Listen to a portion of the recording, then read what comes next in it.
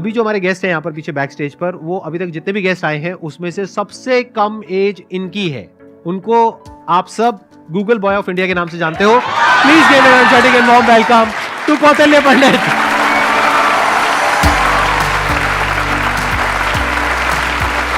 अरे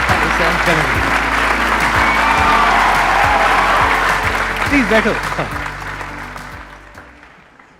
आपकी एज कितनी है पहले तो ये बता दो। तो अभी करंटली आई एम 14 ईयर्स जी। आपको पता है यहाँ पर जितने भी लोग आए हैं उसमें सबसे कम एज आपकी है अभी। लेकिन सर मतलब जितने भी लोगों से अब तक मैं मिला हूँ आपकी एज के, मतलब 40-50 साल के या 30 ईयर्स के, आपके जितने भी शोज देखे हैं उनमें मेरे को तो सबसे कम उम्र के आप लगे हो। अरे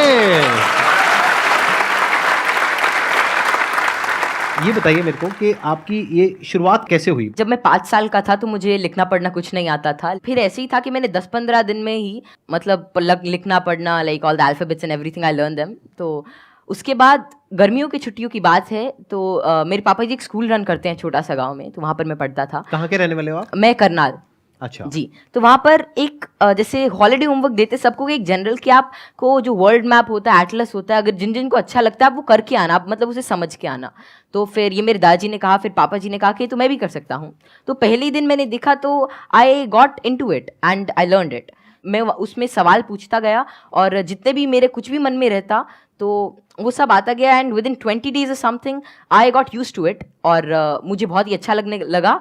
एंड जितना भी वर्ल्ड मैप वगैरह इस टाइप की रिगार्डिंग जितनी भी चीज़ें होती हैं, पॉलिटिक्स, इकोनॉमिक्स, वो सभी मुझे मतलब things were very easy for me. And उसी के बाद से लोग कहते गए कि नॉलेज बढ़ता गया और तब से मतलब यही है कि सीखने का प्रयास कर रहा हूँ। कुछ भी नई चीज़ मिलती है, like currently I am a student of 11th grade but I am learning things like astrophysics and quantum mechanics. तो I am not very into it but I like to study it and जितना भी मेरे से हो सकता है मैं उसके अंदर कोई नई चीज़ देखने का प्रयास करता हूँ और कोई नया सवाल पूछने की कोशिश करता हूँ, क्योंकि जितनी भी ज़्यादा क्वेरीज, जितनी भी ज़्यादा माइंड के अंदर जो भी कोई क्वेश्चन आता है I try to get it forward और वैसे ही सारी चीज़ें आसान होती रहती हैं।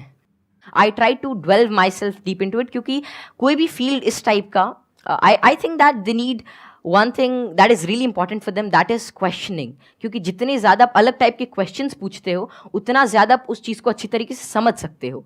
तो वही है कि मैं अभी भी क्वेश्चंस नए ढूंढ रहा हूँ, जवाब उनके मिल ही जाएंगे। बस ये है कि जितने ज़्यादा और नए और अच्छे क्वेश्चंस मेरे पास आते गए और आते हैं उनसे मैं आगे बढ़ने का कोशिश कर रहा हूँ।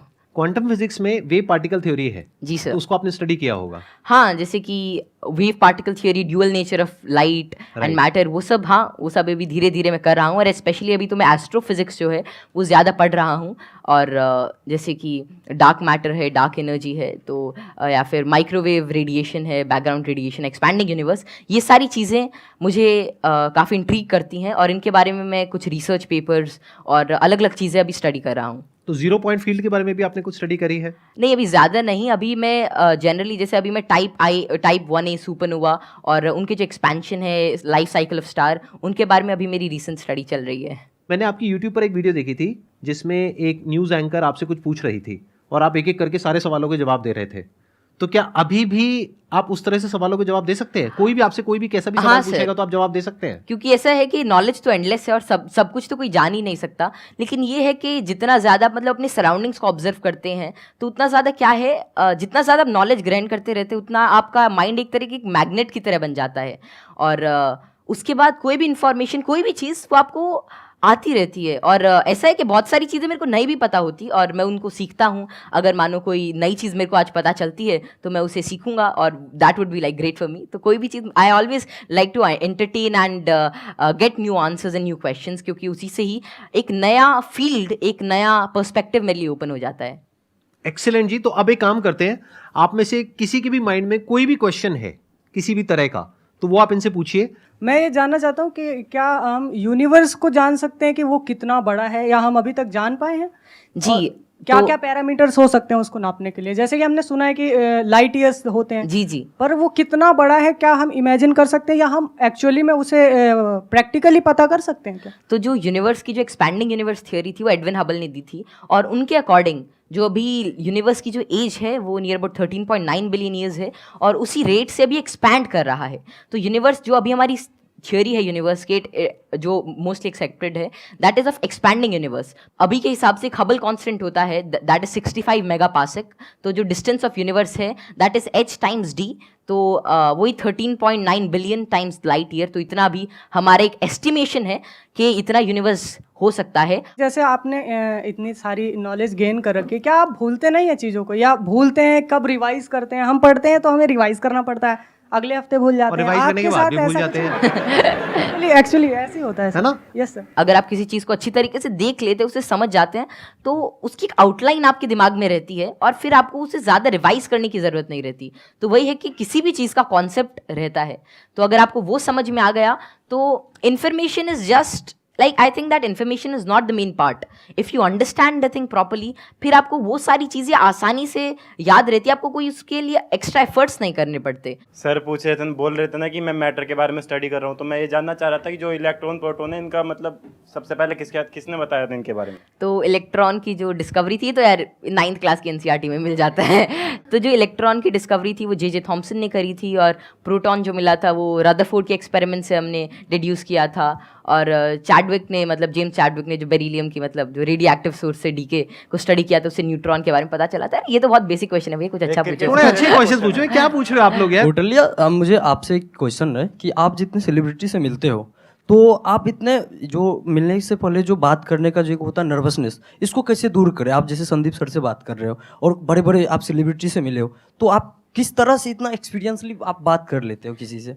देखिए, जैसे आज मैं यही सोच के आया था कि मैं संदीप सर से मिलूंगा और उनसे बहुत कुछ सीखने को मिलेगा। तो ऐसा तो है नहीं कि संदीप सर आएंगे और मेरे से पूछेंगे चल ये बता, और फटाफट अगर कुछ गलत बताया जाए तो एक थप्पड़ मारेंगे। ऐसा तो होगा नहीं ना। मतलब प्यार से बात करेंगे और अपना आशीर्वाद देंगे, कुछ अच्छा नई चीज़ शेयर करेंगे। तो वही है कि आप मतलब एक फ्री एंड पे रहें, और जहाँ पर भी आप मतलब अपने से आप सच जो है वो एक्सपेक्ट करें कि अगर मैं कहीं से सच बोल रहा हूँ तो थिंग्स वुड गेट ईजी, और make it easy in your brain. और हर जगह से अगर आप कुछ अच्छा सीख करने की कोशिश करते हो, ट्रुथफुल रहते हैं, तो आप में nervousness is just a state of mind, और ये बस चला जाता है, जस्ट मिराज। तो बस संदीप सर हैं, आज इनसे बहुत कुछ सीखने को मिलेगा, आप सभी से आज बहुत कुछ सीखने को मिलेगा। तो आप ऐसा कुछ एक अपना परसेप्शन रखिए और फिर सारी चीज़ें आपके लिए आसान हो जाएंगी। मेरा ये क्वेश्चन है कि जैसे चंद्र ग्रहण लगता है, सूर्य ग्रहण लगता है, तो उसका कैसे पता लगता है कि वो कब लगेगा और किस टाइम में लगेगा, या कितना, उसका कैसे पता लगता है? ये तो पता है कि वो क्यों लगता है, बट इसका कैसे पता लगता है कि अब लगेगा, या कैसे, उसका क्या होता है? तो खैर ये जो टेक्नोलॉजी थी एस्टिमेट करने की कि कब सोलर एक्लिप्स, लूनर एक्लिप्स या कोई भी सेलेस्टियल मूवमेंट होगी, ये तो आज से मतलब कई हज़ार साल पहले ही डेड्यूस हो चुकी थी। और इसका रीज़न यही है कि ऑब्जर्वेशन से हम एवरेज टाइम निकाल सकते हैं। एक पैरेलैक्स एंगल आपने पढ़ा होगा कि उससे हम मतलब ये एवरेज स्पीड और एवरेज डिस्टेंस निकाल सकते हैं किसी भी चीज़ का, और उससे ही हम डेड्यूस कर सकते हैं कि कितना रेडियस है, कि एक साल में इतना डिस्टेंस ट्रैवल करती है। फिर एपोजी पेरेजी, फिर केपलर्स लॉ लगा के सेमी मेजर एक्सिस वगैरह निकाल के, तो उससे हम उसका डिस्टेंस यूज़ कर सकते हैं, और फिर टाइम पीरियड से हम we can actually deduce it. और एक नई चीज़ लूनर एक्लिप्स वगैरह के बारे में ये है कि जैसे जैसे आजकल क्या है, जो due to tidal forces moon हमसे हर साल 3 सेंटीमीटर दूर जा रहा है। तो बहुत हज़ारों सालों बाद ऐसा होगा कि सन तो उतना ही रहेगा, लेकिन चांद जो छोटा हो जाएगा, तो उसके बाद मतलब एक्लिप्स जो होगी वो जिसे आजकल टोटल होती है उतनी नहीं होगी। तो ये estimation it is done by using observation. और एस्ट्रोनॉमी एक ऐसा फील्ड है जो हज़ारों सालों तक ऑब्जर्वेशन से ही चला, और बहुत सारे पुराने साइंटिस्ट जैसे केपलर, गैलीली, आर्यभट्ट, जितने भी बड़े लोग थे जो पुराने ज़माने के, वे सभी ऑब्जर्व करते थे। उनकी ऑब्जर्वेटरीज होती थी कि कैसे कैसे जो हेवनली बॉडीज़ हैं ये इंटरैक्ट कर रही हैं, कैसे कैसे ट्रैवल कर रही हैं, इनमें क्या चेंजेस हैं, और उन्हीं सभी चेंजेस को एस्टिमेट करके, उन सभी को देख के आज हमने मतलब ऐसी सारी टेक्नोलॉजी को डिड्यूस किया है कि जिससे हम कर सकते हैं, एस्टिमेट कर सकते हैं उनका टाइम पीरियड, उनका डिस्टेंस, और कैसे वे एक्ट करेंगे। Excellent ji, big round of applause for him.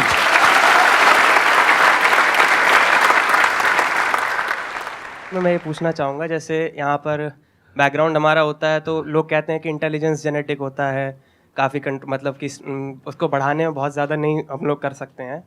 तो आपका इस पर क्या व्यू है कि इंटेलिजेंस, जैसे IQ टेस्ट भी आप बार बार दोगे तो आपका IQ का स्कोर बढ़ने लगेगा उसमें, तो आपका इसमें क्या कमेंट रहेगा कि इंटेलिजेंस के लिए आप क्या व्यू रखते हैं? ये ना बहुत इंटरेस्टिंग क्वेश्चन है जी सर। और मैं ये क्वेश्चन के आंसर से पहले एक बार, अगर आपके पेरेंट्स आए हुए हैं, आपके फादर हाँ, आए हुए हैं, पापा जी आए हुए हैं, मैं एक बार उनसे भी कुछ बात करना चाहूंगा। एक बार उनको माइक दीजिए। मैं आपसे ये जानना चाहूंगा कि आपके जो बेटे हैं ये तो सबको पता है कि किस तरीके से चीज़ों को याद रखते हैं, किस तरह से एक्सप्रेस करते हैं। क्या आप भी इसी तरीके से चीज़ों को याद रख पाते हैं? पहले तो बहुत बहुत धन्यवाद जो आपने माइक दिया, और जो आपके आज दीदार हुए। हम बहुत दिनों से कुछ एक गिने चुने शख्सियत ऐसे जिनसे नहीं मिल पाए, उनमें एक संदीप माहेश्वरी थे, और जैसे ही कौटिल्य को पता लगा कि उनसे मिलने का मौका मिलेगा, ये बहुत ज़्यादा एक्साइटेड था आपसे मिलने के लिए। Thank you. मेरे पिताजी भी काफ़ी इंटेलिजेंट व्यक्ति थे, कौटिल्य भी इंटेलिजेंट है, और हम बीच की पीढ़ी हैं। थोड़ा सा मैं कुछ कम हूँ, ये दोनों दादा पोता थोड़े ज़्यादा बहुत ऐसे बच्चे हैं जो मेरे से बहुत ज़्यादा इंटेलिजेंट है, मेरे को लगता है, जिनकी बात करने के ढंग से, जो इतने ज़्यादा, आपने छोटे बच्चे को देखा होगा, वो बहुत अच्छे अच्छे सवाल पूछते हैं, मतलब वे कुछ भी पूछ लेते हैं, और मतलब आपको लगता है कि अरे नहीं, ये तो इससे मतलब एज से बहुत ऊपर की चीज़ है, मतलब या तो आप किसी और मूड में होते हो, और हम उसे इग्नोर कर देते हैं। तो जैसे जैसे हम सवाल पूछते हैं, उतना ज़्यादा हमारे अंदर एक मतलब चीज़ों को जानने के लिए एक चाह रहती है, और अगर हम वो उस क्यूरियोसिटी को कर्ब नहीं करते हैं, तो उतनी ही ज़्यादा मतलब वो बाद में सवाल पूछता है, उसके एक इंक्विजिटिव ब्रेन रहता है, और curiosity something that drives this intelligence, and I don't think that there is such a great involvement of IQ and genetics. लेकिन हाँ, अगर आपका मन है कि कोई चीज़ जानने का, कोई चीज़ करने का, then it's all about will power, और कितना आप उसमें टाइम डिवोट करते हैं, कितना आप क्यूरियोसिटी और इंटरेस्ट से काम करते हैं। Because even Richard P Feynman said, it really doesn't matter कि how much you know, but it matters कि आप कैसी चीज़ों के बारे में सोच रहे हैं, और कितना इन्फॉर्मेशन आपके पास है, कितना नॉलेज आपके पास है। It really doesn't matter until and unless you try to use that knowledge, और आप उस नॉलेज से कोई नई चीज़ को समझने का प्रयास करते हैं। और कोई नई चीज़ तभी आ सकती है जब आपके पास कोई नया सवाल होगा। आपने बड़ी अच्छी बात बोली कि क्यूरोसिटी हम सबके अंदर होती है। जी सर। लेकिन होता क्या है कि घर में जाकर के हम उल्टे पुल्टे क्वेश्चंस पूछते हैं, जबकि क्वेश्चंस उल्टे पुल्टे नहीं होते हैं। सामने वाले को समझ नहीं आता है तो उसके लिए उल्टे हो जाते हैं, तो वो उसको चुप करा देते हैं। हाँ, बच्चे को चुप करा देते हैं, और वहीं पे उसकी क्यूरोसिटी मर जाती है। उसके बाद में क्वेश्चनिंग खत्म हो जाती है, उसके बाद में वो रटना शुरू कर देता है। रटने में इंटरेस्ट तो आता नहीं है, तो ना तो अब रट पाते हैं ना समझ पाते हैं, बिल्कुल दोनों तरफ से चले गए। तो अब मैं ये आपसे जानना चाहूंगा कि क्या बचपन में जब आपने क्वेश्चनिंग करी, इस तरह के क्वेश्चंस पूछते थे, शुरू में तो आपने अपने पेरेंट्स से पूछा होगा या अपने आसपास में जो लोग थे उनसे पूछे होंगे जी। तो क्या आपको सपोर्ट मिला? क्या उन्होंने आपको एनकरेज किया, या उन्होंने भी आपको यही कहा कि क्या फालतू के क्वेश्चंस पूछ रहा है? नहीं, जैसे I think I was fortunate enough कि जितने भी मैं सवाल पूछता, कोई ना कोई मेरा जवाब दे ही देता था। और बात शुरू ऐसी होती थी कि मानो कोई घर पे कोई बात चल रही है किसी भी चीज़ को लेकर, मानो दे टॉकिंग अबाउट के एक इकोनॉमिक क्राइसिस है देश में, तो मैं उसके अंदर मैं सुनता रहता था, या कोई भी ऐसी चीज़ हो रही है, कोई स्पेस मिशन जा रहे, मैं सुनता रहता था, मैं चीज़ों को ऑब्जर्व करता था। और वैसे ही मेरे जो भी सवाल आते, I was fortunate enough to get their answers. और मानो अगर मेरे को उसका जवाब नहीं भी मिलता तो मैं पूरे दिन उनसे पूछता रहता। तो एक तो मैंने भी कसम खा रखी थी कि जवाब तो चाहिए ही, तो मैं खाते हुए भी यही पूछता, नहाते हुए भी यही पूछता, और जो भी काम करता मैं मतलब मेरे दिमाग में वही रहता जब तक वो रिजॉल्व नहीं होता। तो ज़्यादा मेरे को दिक्कत नहीं आई, और मेरे को जल्दी ही जवाब मिल गया। और अगर कोई ऐसा रहता तो मतलब मैं भी ठीक था, और मेरे family and everything they supported me really well. तो यहाँ पे वो जो पेरेंट्स मुझे अभी देख रहे हैं, उनके लिए एक बहुत बड़ा लेसन है कि अगर बच्चे कुछ क्वेश्चंस पूछते हैं तो उनके जवाब देने चाहिए, हमें पीछे नहीं हटना चाहिए। और अगर जवाब नहीं है तो हमें बोलना चाहिए, हाँ, विद ऑल दी हम्बलनेस कि भाई हमारे पास में जवाब नहीं है, आप खुद फिगर आउट करो जाकर। मतलब सर जब मैं छोटा था तो it was lean about like 2013 और समथिंग, और तब मतलब यही इंटरनेट बहुत कम था, और तो यही था कि कोई सवाल मेरे मन में आता, शायद वो नहीं पता रहता, तो मेरे पापा जी एक डोंगल आता था, मतलब वोडाफोन का, बहुत महंगा उसका रिचार्ज था, मतलब ऐसे मतलब अभी चला तो एक वीडियो देखने के बाद ही खत्म हो जाता था तो फिर वो लाते, और मतलब मेरा जो भी सवाल रहता मेरे को उसका आंसर मिलता। तो ऐसे ही एटलस आती थी और कई सारी बुक्स थी, उन्होंने मेरी बहुत हेल्प करी। और अगर कभी मानो पर्सनल मतलब कोई और out of the box idea आता है, कोई क्वेश्चन आता, तो उसका जवाब मुझे किसी भी सोर्स से मिल जाता। Thank you ji, thank you Kautilya. Okay, pleasure meeting you. चलो मिलो।